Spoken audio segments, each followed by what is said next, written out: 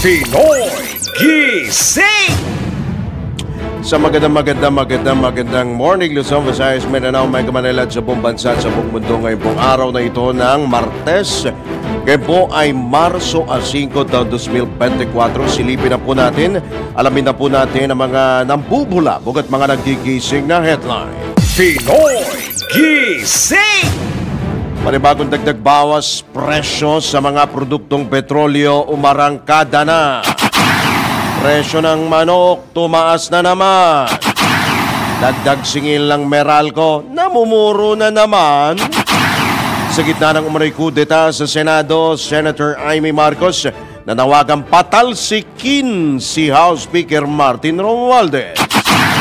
Mahigit 100 opisyal ang NFA suspendido dahil sa paluging pagbebenta ng bigas. Pastor Apollo Kibuloy kakasuhan na ng DOJ. At mga sibilyan maaari nang magmay-ari ng semi-automatic rifles ayon sa PNP. Kasama ang opisyal na gisingero ng bayan. Gising ang kahit na sino. Kasama si Drew Nasino. DWIZ. Pinoy Gising. Pinoy Gising.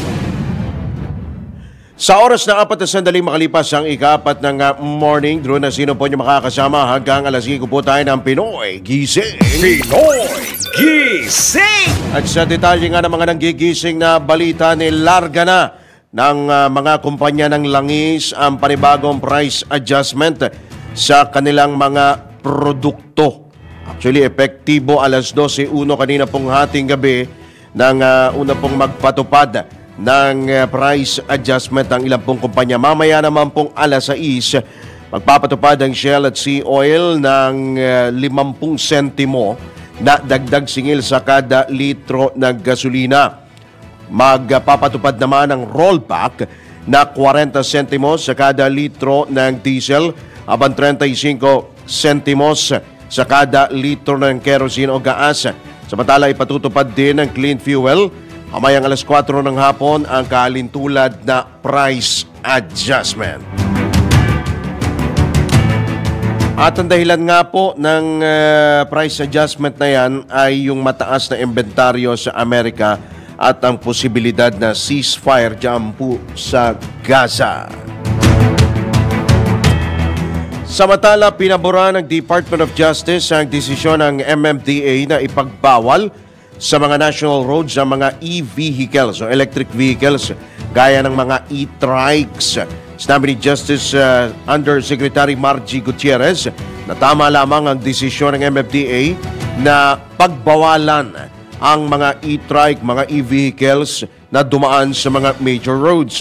Mapanganib niya ito para sa mga pasero at driver kung makikipagsabayan ang mga e-vehicles sa mga malalaking sasakyan. Totoo po yan. Idinagdag pa ng DOJ official na hindi lamang dapat sa Metro Manila ipagbawal ang mga e-trike at dapat o hindi lamang sa Metro Manila at gawin din ito sa mga probinsya. Matatandang inaprubahan ng Metro Manila Council ang resolusyon na nagbabawal sa mga electric vehicles na dumaan sa mga pangunahing kalsada gaya po sa EDSA. Pinoy Gising. Sa iba pang tampok na balita, tumaas pa ang presyo ng manok sa ilang pamilyan sa Metro Manila. Batay sa pinakuling tala ng Department of Agriculture, yung kanila pong bantay presyo, nasa 150 hanggang 220 pesos na ang kada kilo ng manok sa Metro Manila kumpara sa 145 hanggang 200 pesos na kada kilo noong Pebrero 23. Ipinalawanag naman ng United Broilers Raisers Association o UBRA na nag-ingat magparami ang ilang mga poultry farmers dahil sa pagkalugi dulot ng oversupply noong Disyembre. Idinagdag pa ng UBRA na sinabayan pa ito ng pagtaas ng demand sa manok. Pinoy Gising! Sa bad news naman, bad news pa rin. Namumuro ang panibagong dagdag singil ng Meralco. Ito ang inanunsyo ng Meralco kasunod ng mahal na panggatong ng kanilang pinakamalaking supplier na First Gas Power Corporation. Dahil po sa nagmahal yung panggatong ayon sa FGP Corporation, hindi sila bibili ng imported na liquefied natural gas o LNG kung hindi matitiyak na mababayaran sila sa gastos.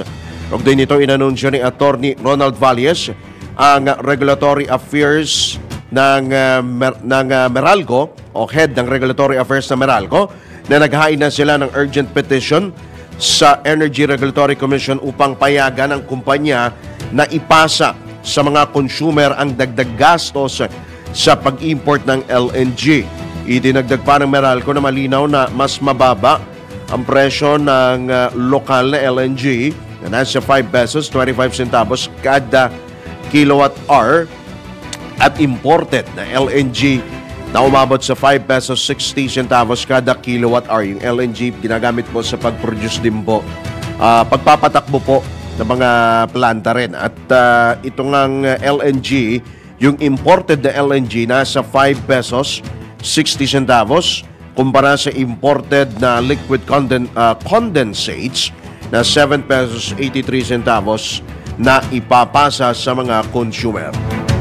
Pinoy Gising! Batid na ng Energy Regulatory Commission ang kanilang trabaho. Ito ang nilinaw ni ERC Chairperson at CEO Attorney Mona Lisa de Malanta sa gitna nga ng babala ng Meralco na tataas ang singil dahil sa mahal na panggatong ng kanilang pinakamalaking supplier, the First Gas Power Corporation. Ayon kay Attorney de Malanta, pinipilit ng ERC na gawing tama at angkop ang kanilang trabaho lalo na sa usapin ng singil sa kuryente. Umaasa rin ang opisyal na pipiliin ng nasabing power distributor ang pinakamababang presyo ng supply ng kuryente. Pinoy Gising! Tiniyak naman ng Department of Energy na stable at sapat at matatag ang supply ng kuryente sa Western Visayas sa pagtatapos ng Cebu Negros Panay Line Upgrade Project. Sunod ito ng blackout na naranasan kamakailan o ng Biyernes dahil sa shutdown ng tatlong power unit ng Panay Energy Development Corporation. Habang ang Palm Concepcion Power Corporation ay nasa regular maintenance hanggang Marso 30. Ayon sa DOE, makukumpleto ang Cebu Negros Panay Transmission Project o upgrade sa pagtatapos din ng Marso. Bigyan diin pa ng kagawaran ng pangangailangan ng generators, distribution utilities at system operator upang ma-recover ang mga maka-recover sa mga power interruption. Pinoy Gising! Kaugnay pa rin yan, nananatiling ang sapat ang supply ng kuryente sa buong bansa sa gitna ng nararanasang mainit na panahon dulot ng El Niño phenomenon. Ito naman ang tiniyak ni Department of Energy Assistant Secretary Mario Marasigan, lalo't kayang makapag-ambag ng Mindanao Visayas Interconnection Project ng 450 megawatts. Bigyan din pa ni ASEC Marasigan na handa rin ang DOE sa magiging epekto ng tagtuyot dahil may nakalatag naman silang mga mitigation measures. Supply issue po, tayo po ay nakahanda. At sinasabi po natin, wala naman po tayo nakikita ng malawakang pagkakulang. Sufficiente po ang supply ng kuryente. Dahil po nakompleto na natin yung pong ating interconnection. So, halimbawa po sa Visayas, ano ba lang pwede maging kakulangan sa Visayas? Kaya pong mag-provide ng ating Mindanao Visayas Interconnection Project ng 450 megawatts po. Kasalukuyan naman ay in excess na na. Pwede po mag-share ang Mindanao sa Visayas. So po 450 megawatts na ay pwede pa natin paabutin hanggang Luzon kung kinakanogan. Yun. Samantala, iginit pa ni ASEC Marasigan, kanya rin pong tiniyak na 100% nang naibalik ang supply ng kuryente sa mga lugar na apektuhan ng blackout sa Panay Island. Naibalik na po natin yan. 100% na tayo lahat na tumatakbo po yung lahat ng mga planta na nagsusupply ng kuryente. Maliban po sa isa. Yun po naman ang planta ng Palm Conception Power Corporation kung saan po ay nung pong nag-upisa po yung kanilang pong preventive maintenance schedule, natatagal po hanggang sa katapusan ng buwan. Yan po ang tinig ni Energy Assistant Secretary Mario Marasigan sa eksklusibong panayam ng DWIZ. Pinoy Gising! Sa iba pa rin paksa ng mga balita, iginiit ni Senator Amy Marcos na nagmula sa Kamara ang umugong na pagpapalit ng liderato ng Senado o yung coup d'etat sa Senado. Ito'y matapos nga na muling kumalat. Papalitan na si Senate President Juan Miguel Zubiri. Nagpatutsada naman si Senator Marcos sa mga taga-mababang kapulungan na palitan na lang ang kanilang speaker at huwag pakialaman ang liderato ng Senado. Binigyang diin pa ng presidential sister na walang may gusto na palitan si Zubiri.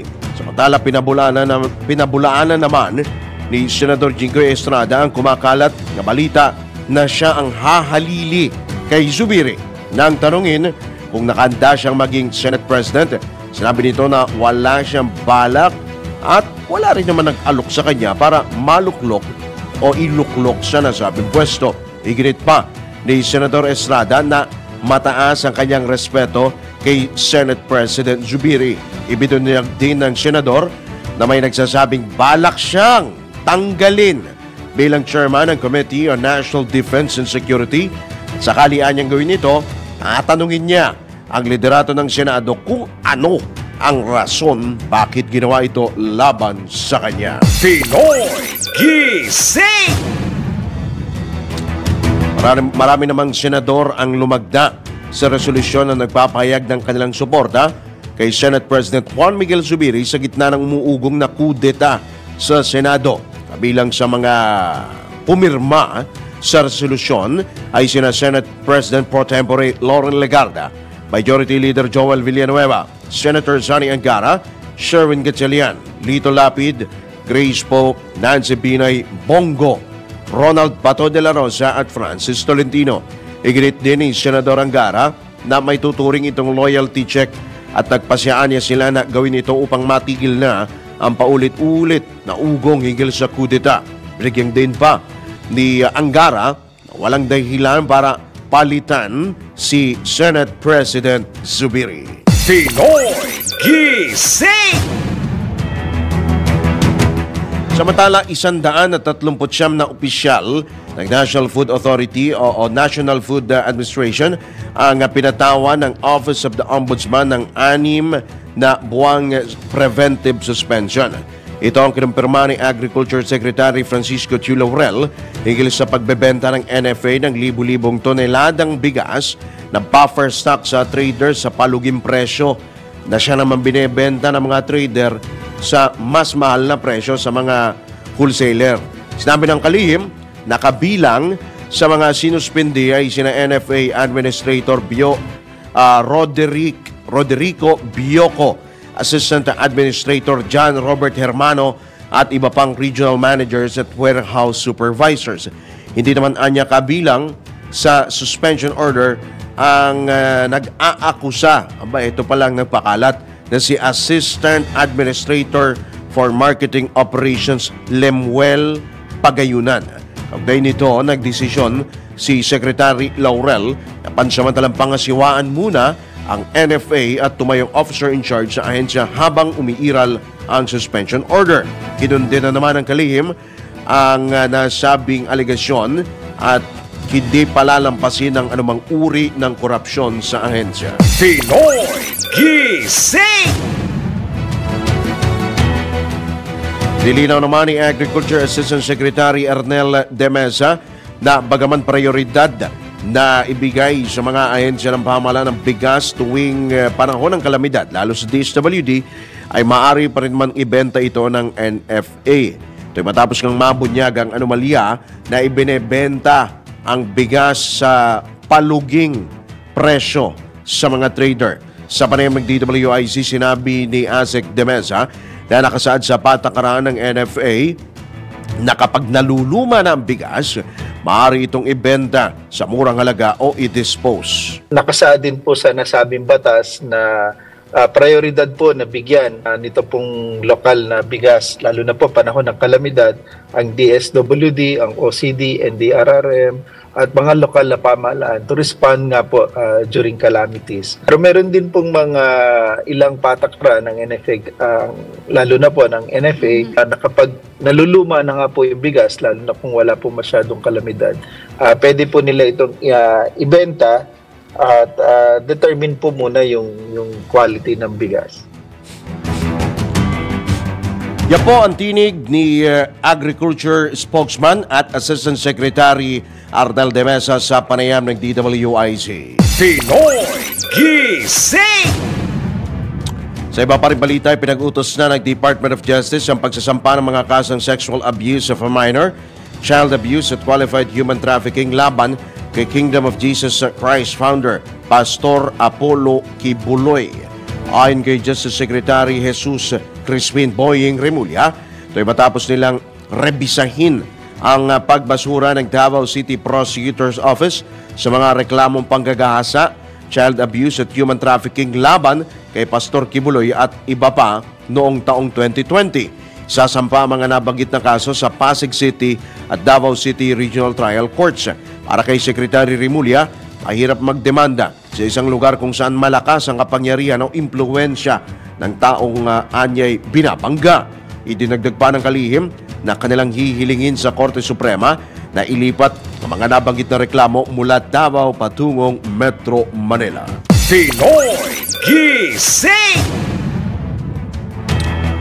Kinumpirma naman ni Senate Committee on Women, Children, Family Relations and Gender Equality Chairperson Senator Risa Ontiveros na mula noong tanggapin ng kampo ni Pastor Apollo Kibuloy, ang sabina ay wala pa rin itong paramdam ni Haniho wala hanggang sa ngayon kung makadadalo ito sa pagdinig sa Senado. Ayon kay Senador Ontiveros, umaasa pa rin silang sisipot si Kibuloy ngayon sa Senado upang sagutin ang mga akusasyon laban sa kanya. Nanindigan din si Ontiveros na ipa-cite in contempt at ipa-aresto si Kibuloy kung hindi ito susulpot. Samantala, nagpabot din ng pasasalamat si Ontiveros kay Justice Secretary Boying Remulla para sa paghahain nito ng qualified trafficking, mga kaso pong qualified trafficking, child abuse laban sa religious leader. Pinoy Gising! Okay pa rin yan, ipinaalala naman ni Senador Amy Marcos sa mga kapwa mambabatas ang pagbibigay ng due process at pagrespeto sa karapatan ng isang individual laban sa self-incrimination. Ginawa ng Senador ang pahayag ng tanungin higil sa panawagan ni Pangulong Bongbong Marcos kay Pastor Apollo Kibuloy na harapin ang mga alegasyon sa pagdinig ng Kongreso. Umaasa ang presidential sister na mareresolba ang mga isyu ni Kibuloy sa mapayapa at tahimik na paraan. Sa pagsasabing mabait ang pastor, taas ang ding iginiit ng senador na labis na ang ginagawang pagdikdik sa founder ng Kingdom of Jesus Christ. Kinwestiyon din ni Super Ate ang mga taong nagsasabing dapat ipadala na sa US ang religious leader upang harapin ang mga kaso nito doon. Sinabi pa ng mambabatas na maraming natulungan si Kibuloy at malaki ang naitulong nito para manalo sa 2022 presidential elections ang kanyang kapatid na si PBBM. Nilinaw naman ni Senator Marcos na kinikilala niya ang kapangyarihan ng Kamara at Senado na mag-issue ng sabina, pero iginiit ang pagkakaroon ng substantive at procedural due process. Pinoy Gising! Sa pagkakataon ito, tanggap po tayo ng ilang mga pagulat mula sa labas ng impila. DWIZ Patrol Report. Awareness Advocacy Campaign kontra pang-aabuso sa kababaihan pinaigting ng PNP. Detalye ati di Patrol 17 Jopel Pileño. Paiigtingin ng pambansang pulisya ang kanilang mga awareness advocacy campaign laban sa lahat ng uri ng pang-aabuso sa mga kababaihan. Ito ang inayag ni PNP Women and Children Protection Center Director Brigadier General Portia Manalad kasabay ng Women's Month celebration ngayong Marso. Kabilang area sa kanilang tututukan ang pagresolba sa mga kasong nakahain sa kanilang tanggapan at ang pagsisilbi ng mga warrant of arrest sa mga kriminal na may kinakaharap na kasong pang-aabuso sa kababaihan. Payag ni Brigadier General Manalad, ipatutupad ito sa buong bansa hanggang sa pinakamalalayong komunidad o mga liblib na lugar. Nakakasana aniya ang pinaigting na awareness campaign na ito sa lahat ng himpilan ng pulisya sa iba't ibang panig ng bansa. Ito si Patrol 17 Chopel Peleño para sa himpilang may todong lakas, DWIZ, nagbabalita ng tama, naglilingkod ng tama. Kapag may bagong balita, naka-on air, agad-agad, DWIZ Patrol Report. Alright, maraming salamat si Jopel Peleño. Samantala, tanggap po tayo ng isa pang pag-uulat mula naman sa ating Metro Patrol. Metro Patrol Reports! Katid niya ni Bet Samson. Ate Bet. Nasa kabuang 900 o 900 job applicants ang hard on the spot mula sa ilang pribadong kumpanya sa mega job fairs na ginanap sa pamalang lungsod ng Caloocan nitong buwan ng Pebrero bilang bahagi pa din ng 62nd cityhood anniversary. Ang tatlong job fairs ay ginanap noong February 16, 22 at 29 at may total hiring rate na 45%, malayo sa 30% success rate na nirekomenda ng Department of Labor and Employment o ng DOLE. Nagpaabot naman ng pasasalamat si City Mayor Dale Gonzalo Along malapitan sa Public Employment Service Office, sa DOLE at sa mga katuwang na pribadong kumpanya para sa pagtutulungan upang maging matagumpay ang pagdaraos ng mga mega job fair. Kasama ito ng pagdiriwang ng Cityhood Anniversary, konkretong epekto ng kabuhayan ng mga batang kangkalo naman ang hatid ng mga job fairs. Dagdag pa ng alkalde na hindi lang ang mga trabaho ang gustong maipagkaloob sa mga kababayan, kundi kasama sa hangarin ang mga disente at sapat na negosyo at kabuhayan, lalo na sa mga vulnerableng sektor, kaya gaya ng mga senior citizen, solo parents at mga persons with disabilities. Ito si Metro Patrol Bet Samson para sa Himpilang Metodong Lakas, DWIZ. Nagbabalita ng tama, naglilingkod ng tama. Pinoy Gising! Alright, maraming salamat si Aling Bet Samson mula po dyan sa Kankalo. Magbabalik po ang Pinoy Gising makalipas lamang ilang mga paalala oras, 25 sandali makalipas ang ika-4. Pinoy Gising! Alright, tayo po nagbabalik sa Pinoy Gising para sa ikalawang sikwada na mga balita ngayong araw po na ito ng Martes. Tayo po ay magtungo. Balikan po natin ang ilang mga pagulat mula sa labas ng himpilan. DWIZ Patrol Report! Magiging disiplinado at handa ng mga tropa ng gobyerno tinututukan na ng Philippine Army. Ang pag-uulat buhat kay Patrol 17 Jopel Peleño. Binisita ni Army Commanding General Lieutenant General Roy Galido ang headquarters ng Visayas Army Training Group o VATG sa Camp Chato, Tubigon, Bohol. Dito muling ipinaalala ng Army Chief na patuloy na maging disiplinado at handa sa anumang oras ang lahat ng mga militar. Malugod namang tinanggap ng VATG troops ang Army Chief nang dumating ito sa kanilang punong himpilan. Iprinisinta naman ng tropa kay Lieutenant General Galido ang kanilang mga kasalukuyang training programs and action plans upang mapanatiling physically fit and mentally sharp ang mga Army troops sa Visayas Region. Bunsod ito, hinimok ng Army Chief ang mga ito na tiyakin ang mataas na moral at welfare ng tropa bilang sukli sa kanilang hard work and selfless service sa ating bayan. Dagdag pa ni Lieutenant General Galido na malaking bagay para sa pagkakaroon ng matatag na Philippine Army ang pagpapatupad ng mga standard training and discipline, lalo na ngayong tinututukan na nila ang transition tungo sa territorial defense operation. Ito si Patrol 17 Chopel Peleño para sa Himpilang May Todong Lakas, DWIZ. Nagbabalita ng tama, naglilingkod ng tama.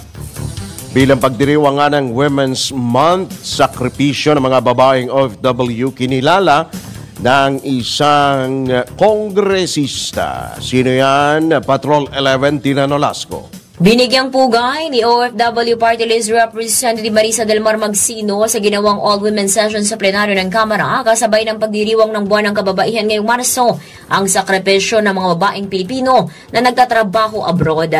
Anya sa tala ng Philippine Statistics Authority, 57.8% ng OFWs ay mga babae at karamihan sa mga ito ay kasambahay at mababa ang sahod. Kadalasan pa anya sa mga ito ay biktima ng human trafficking, sexual exploitation, harassment at assault. Isa pa niya sa kinakaharap ng mga babaeng OFW ay ang pagkasira ng pamilya, pagtataksil ng kanilang asawa at pakikibaka sa emosyonal at mental na kalusugan ng kanilang mga anak. Gayon din ang usapin sa reproductive health na kadalasang hindi natutugunan kapag nagtatrabaho sa ibang bansa na humahantong ani Magsino sa lumalalang kondisyon sa kalusugan pagbalik sa Pilipinas. Bunso dito ang apela ng kongresista, palakasin ang bilateral at multilateral labor agreements sa mga host countries, gayon din ang mga inisyatiba upang suportahan ang tuloy-tuloy na muling pag-asama ng mga nagbabalik na kababaeng OFW sa Philippine society. Iminamungkahi rin ng mamabatas ang pagtatayo ng OFW Family Center, OFW Desk at Daycare Center sa lokal na level para sa pamilya ng mga OFW na naiwan sa Pilipinas at iba pang mga hakbang para sa mga OFW at pamilya. Ito si Patrol 11. Tina Nolasco para sa impilang may todong lakas DWIZ, nagbabalita ng tama, naglilingkod ng tama. Kapag may bagong balita, naka-on air, agad-agad, DWIZ Patrol Report! Samantala sa oras na 37 sandali makalipas ang ikapat ng morning, magtungo naman tayo sa ilang balita mula sa probinsya. Ronda Probinsya! Kadiwa ng National Irrigation Administration Camarines Norte naging matagumpay. Labi natin ang kabuuan ng report buhat kay Melvin Machado dyan sa Bicolania. Umabot sa 65,755.65 pesos ang kinita ng kadiwa sa Camarines Norte sa pangunguna ng Irrigators Management Office na ginanap kahapon sa tanggapan ng National Irrigators Administration sa naturang lalawigan. Ayon sa tagapagsalita ng NIA Bicol na si Maria Cleofe Barrero, tuloy-tuloy ang kadiwa sa iba't ibang lalawigan ng Rio na may iisang layunin na magkaroon umano ng direct market ang mga Irrigators Association upang maibenta ang kanilang mga inaning gulay at iba't ibang produkto. Ang mga ibinenta sa kadiwa ng NIA sa iba't ibang lalawigan ay may mababang presyo at nakakatiyak sa kalidad nito. Maliban sa Camarines Norte, nauna nang nagkaroon ng sunod-sunod na kadiwa ang National Irrigation Administration sa lalawigan ng Camarines Sur. Ito ang Ronda Patrol, Melvin Machado para sa impilang may todong lakas, DWIZ. Nagbabalita ng tama, naglilingkod ng tama.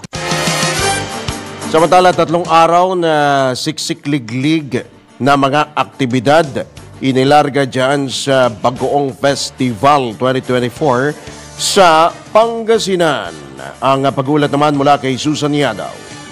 Siksik-liglig ang 3 araw ng mga aktibidad na inihahanda ng Bayan ng Lingayen para sa pagdiriwang ng Bagoong Festival 2024 na magsisimula sa March 14 at magtatapos March 16 ng gabi. Ayon kay Mayor Leopoldo Batawil, sa unang araw magbubukas ang festival sa pamamagitan ng motorcade na susundan ng misa na pasasalamat.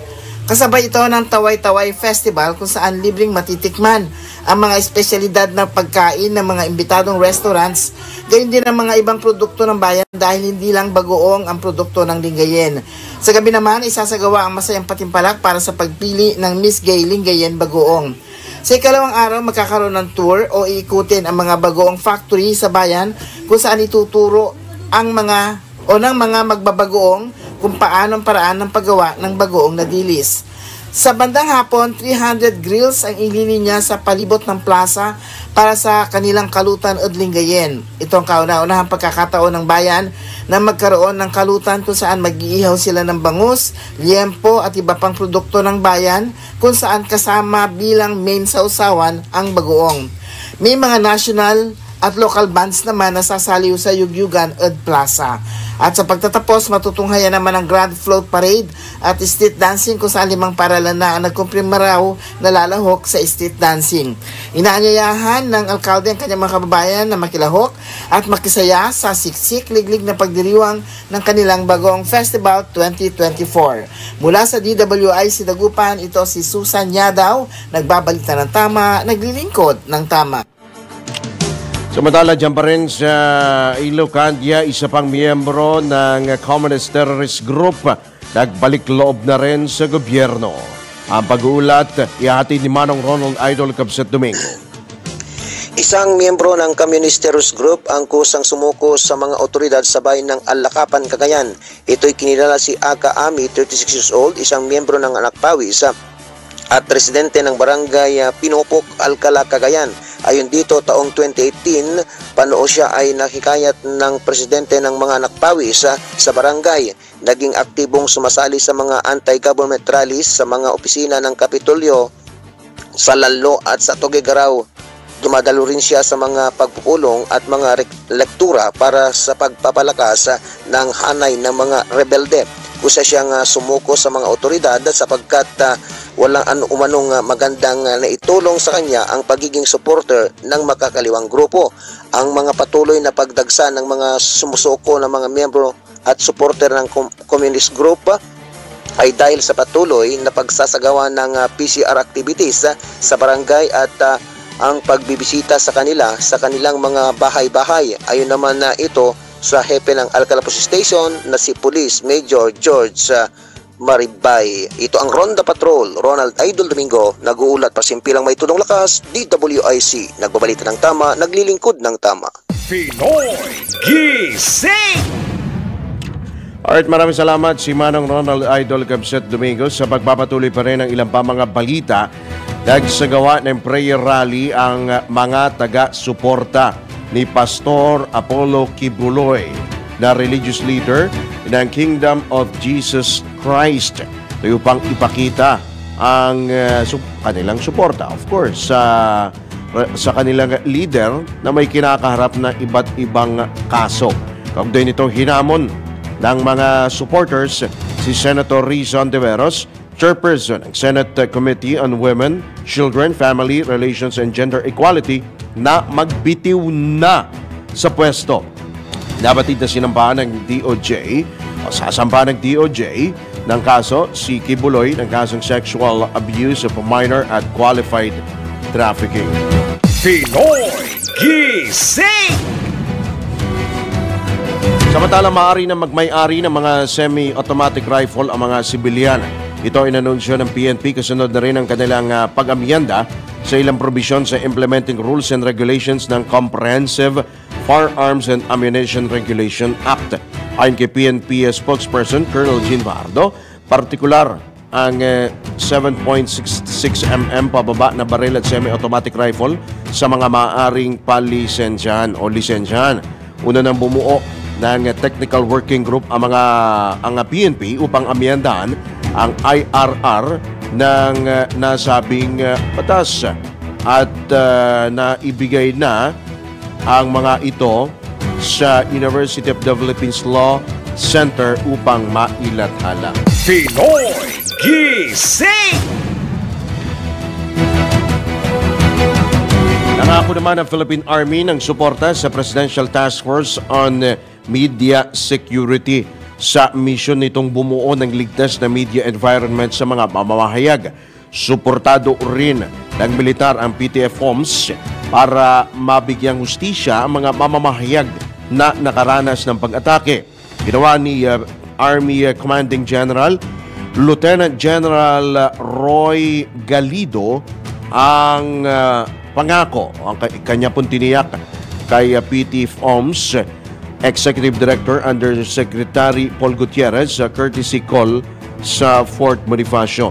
Sa pagpupulong, inihayag naman ni PTF-OMS Chief of Staff Attorney Hugh Jairo Go at Head Executive Assistant Venet Andal, Civil Military Operations Colonel Joel Malig at Public Affairs Office Chief Colonel Louis De Maala. Pinoy Gising! Sa iba pa rin balita, kinilala ni House Speaker Martin Romualdez ang pasya ng PhilHealth na dagdagan ng benefit packages para sa breast cancer patients. Kasabay ng paghihit na palawigin ang iba pang pakete at serbisyong ibinibigay kasama ang proseso para sa early detection ng cancer. Ginawa ni Speaker Romualdez ang pahayag matapos si anunsyo ng PhilHealth na itinaas ng 1,400% ang Z-benefit package para sa mga breast cancer patient na nangangahulugan na mula 100,000 pesos ay magiging 1.4 million pesos na ang halaga ng benepisyo.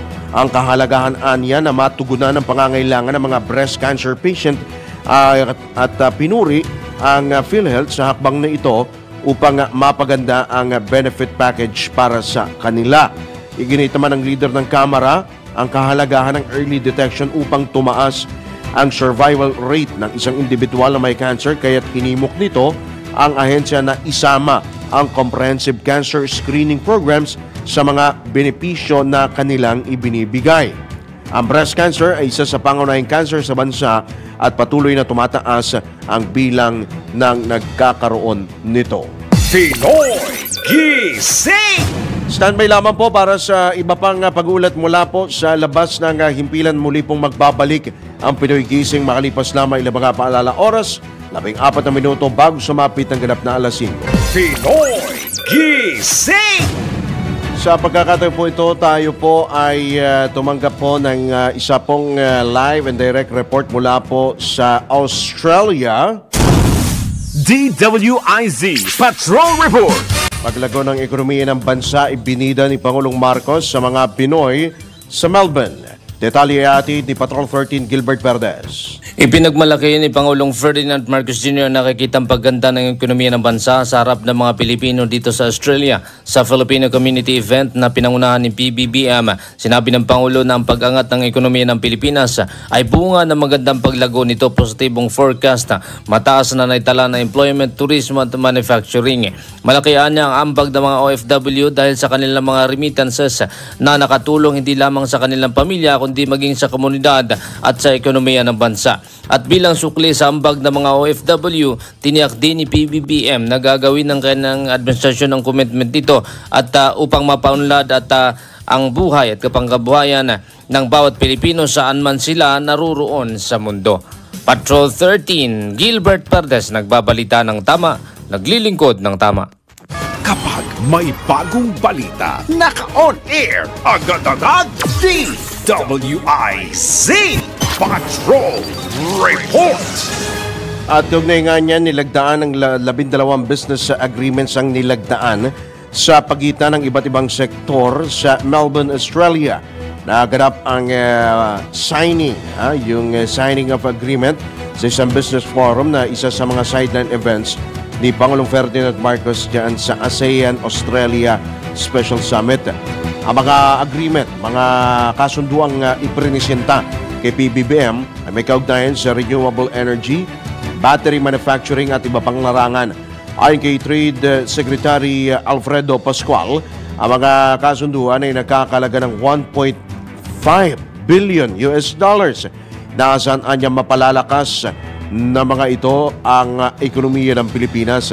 Maliban kay Pangulong Marcos at Secretary Laurel, dumalo rin sa aktibidad sina Energy Secretary Rafael Lotilla, Australia-Philippine Business Council President Rafael Toda, International Container Terminal Services Incorporated Chairman at CEO Enrique Razon at Ayala Corporation Chairman Jaime Augusto Zobel de Ayala. Pinoy Gising! Balikan natin si Patrol 13 Gilbert Perdes. Wala pa rin ho dyan sa Australia. Pangulong Marcos pinuri bilang isa sa mga mahuhusay na leader sa Timog Silangang Asya. Go ahead, Gilbert. Most interesting, pinaka-ma-impluensya abang ang leader sa Southeast Asia. Ganto nilarawan ni Lowy Institute Executive Director Dr. Michael Fulilab itong si Pangulong Ferdinand Marcos Jr.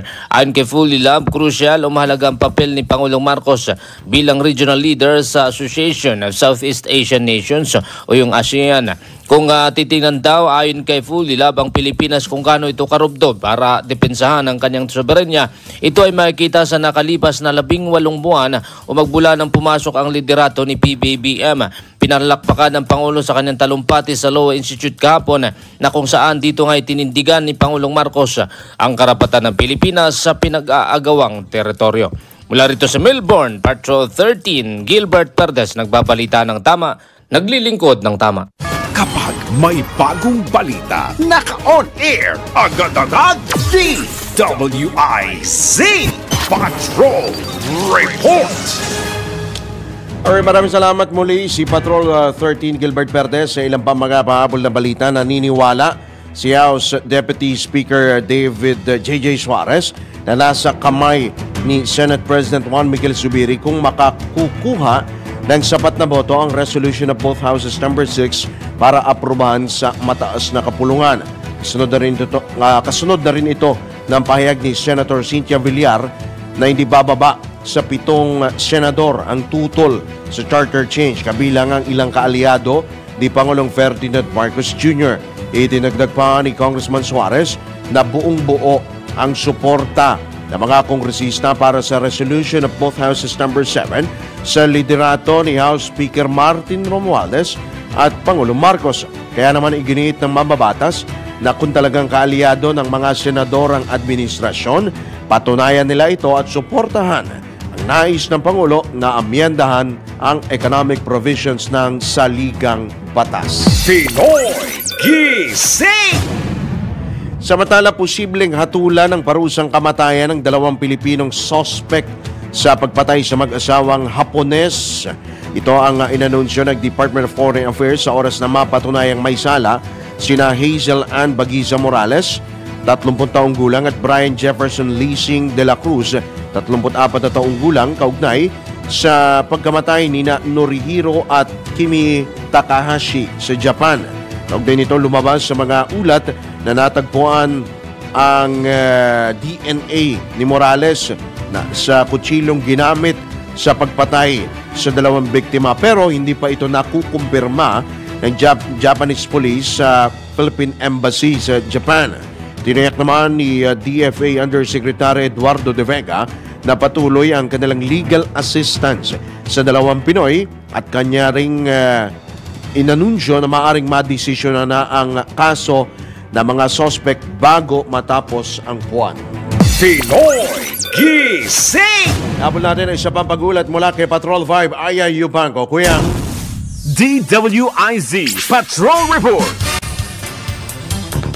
Ikinagalak ng Presidential Task Force on Media Security ang paghahayag ng suporta ng Philippine Army sa PTPOMS. Ayon kay Undersecretary and PTPOMS Executive Director Paul Gutierrez, naging matagumpay ang ginawang pagbisita ng Task Force sa Philippine Army. Makarang tiyakin ng huli ang pagbibigay ng buong suporta sa advokasya ng Media Task Force. Layunan niya nito na mas mapalakas ang pagkakaroon ng ligtas at mapayapang kapaligiran para sa mga Pilipinong mamamahayag sa bansa.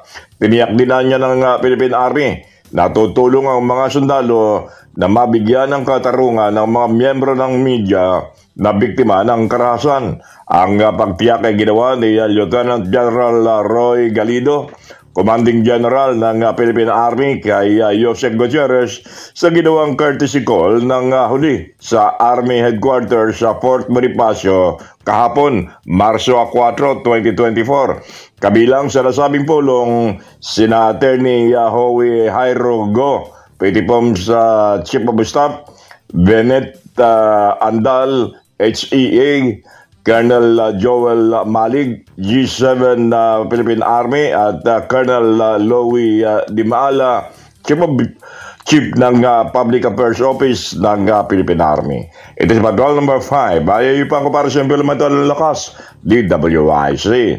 Nababalita na tama, naglilingkod ng tama.